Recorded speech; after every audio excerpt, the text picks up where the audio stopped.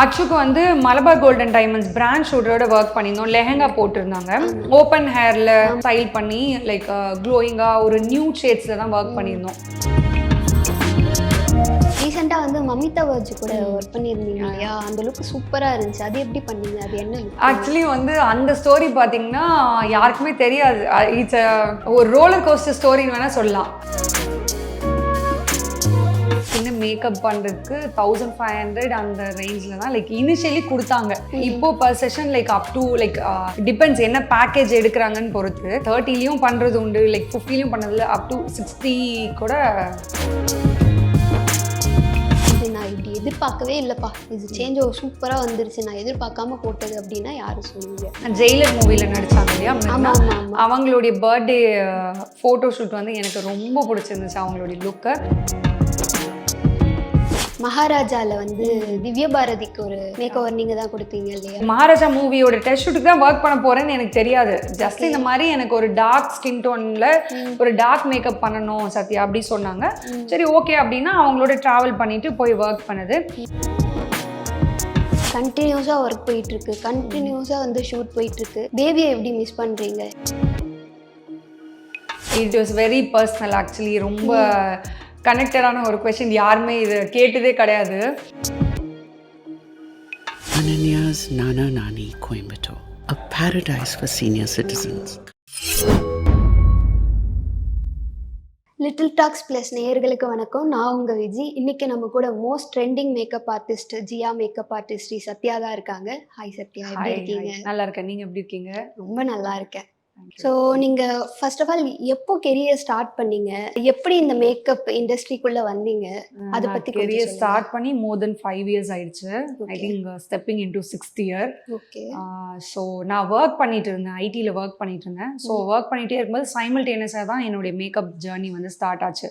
So அப்படி தான் என்னுடைய ஜேர்னி ஸ்டார்ட் ஆகிட்டு லைக் ஆல்மோஸ்ட் சைமல்டேனியஸாக ரெண்டுமே 3 to 4 years நான் ஒர்க் பண்ணிட்டு இருந்தேன். லைக் ஐடிலையும் ஒர்க் பண்ணிட்டு இருந்தேன், மேக்கப்பும் ஒர்க்கும் போயிட்டு இருந்துச்சு. ஸோ ஒரு பாயிண்ட்ல வந்து டன், இதுக்கு மேலே ரெண்டுத்தையும் கண்டினியூ பண்ண முடியாதுன்ற ஒரு பாயிண்ட்ல தான் ஓகே ட்ராப் பண்ணலாம் ஐடி ஜாப்னு சொல்லிட்டு ட்ராப் பண்ணது நான்.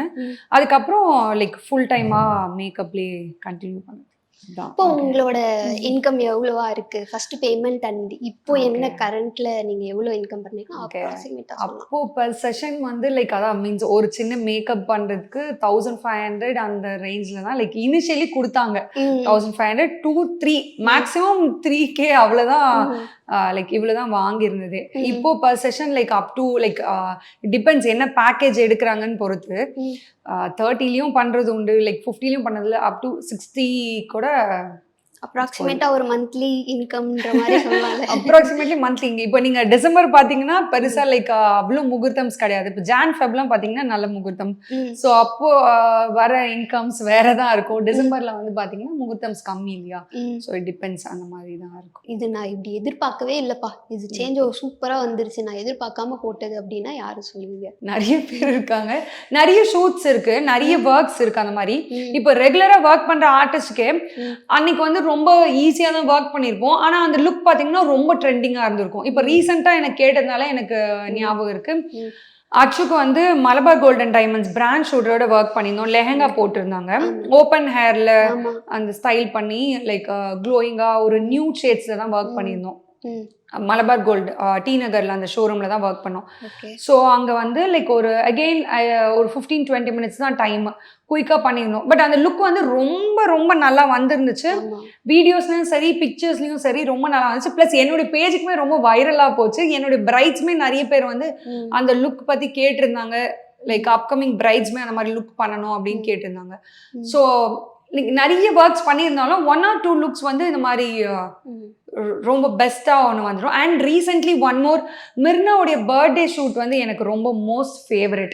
ஜெயிலர் மூவியில் நடித்தாங்க இல்லையா மிர்னா, அவங்களுடைய பர்த்டே ஃபோட்டோ ஷூட் வந்து எனக்கு ரொம்ப பிடிச்சிருந்துச்சு அவங்களுடைய லுக்கை. Again she is a very very very minimal person. மேக்கப்லேயே நானே ஒரு மினிமல் பர்சன் தான், சட்டில் லுக் தான் நான் ப்ளே பண்ணுவேனே மேக்கப். பட் அவங்க அதை விட ரொம்ப எவ்வளோ மினிமலாக பண்ண முடியுமோ கேட்பாங்க.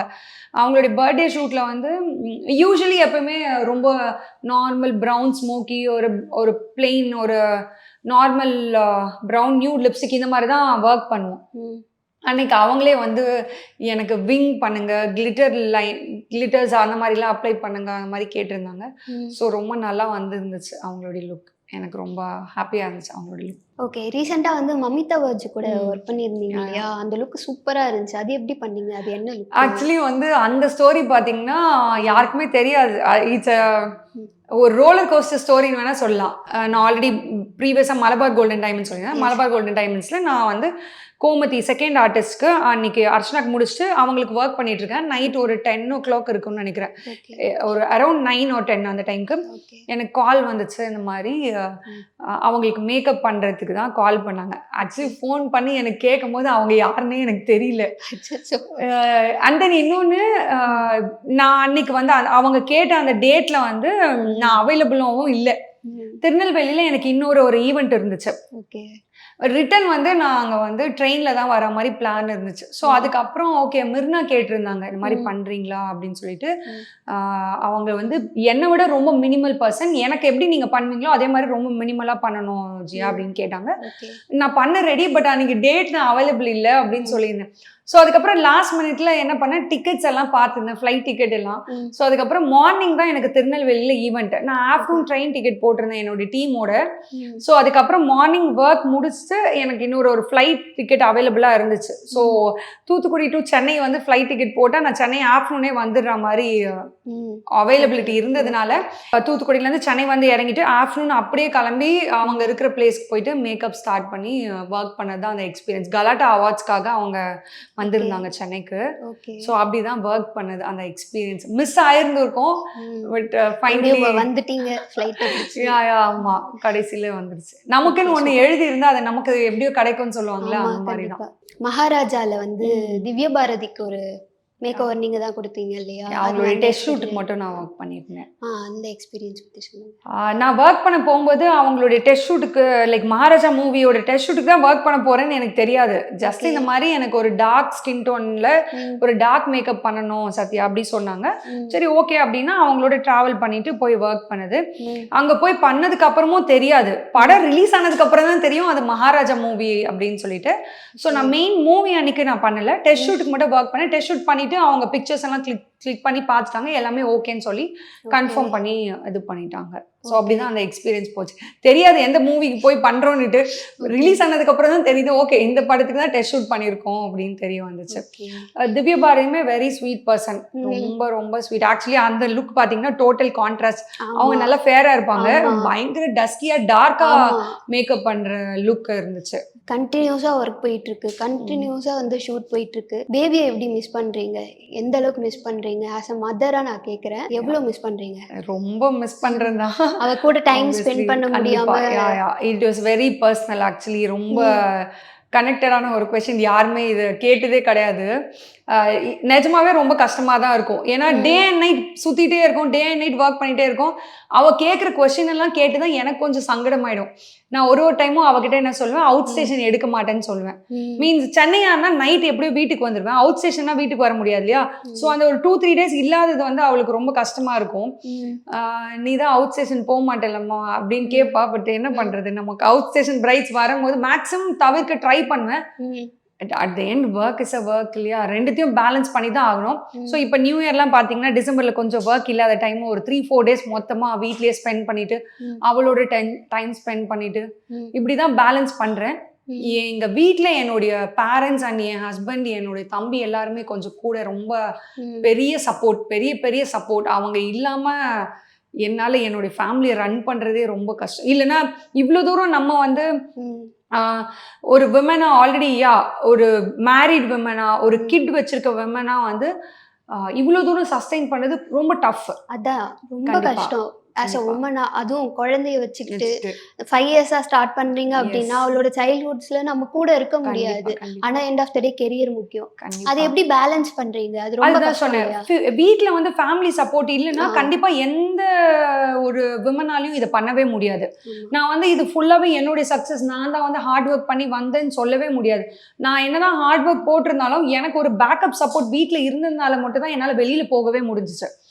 இப்போ என் ஹஸ்பண்டோ இல்லை என் பொண்ணோ வந்து நீ போவே கூடாதுன்னு சொல்லிட்டாங்கன்னா என்ன பண்ண முடியும்? வீட்டில் இருந்து குழந்தைய பார்த்துக்கோ அப்படின்னு குழந்தைய ஆப்வியஸ்லி பார்த்துட்டு தான் ஆகணும். ஒர்க்கும் இம்பார்ட்டன்ட், ரெண்டுமே தான் நீங்கள் பேலன்ஸ் பண்ணணும். நம்ம என்னுடைய அப்பா அம்மாவும் எனக்கு சப்போர்ட் பண்ணாமல் லைக் பார்த்துக்க முடியாது, குழந்தைய பார்த்துக்க முடியாத ஒரு சுச்சுவேஷனில் இருந்தாங்கன்னா ஆப்வியஸ்லி என்னாலையும் ஸ்டெப் அவுட் பண்ணியிருக்கவே முடியாது. மேபி ஸ்டெப் அவுட் பண்ணியிருந்திருக்கலாம், பட் இவ்வளோ தூரம் கொண்டு வந்திருக்க முடியாது.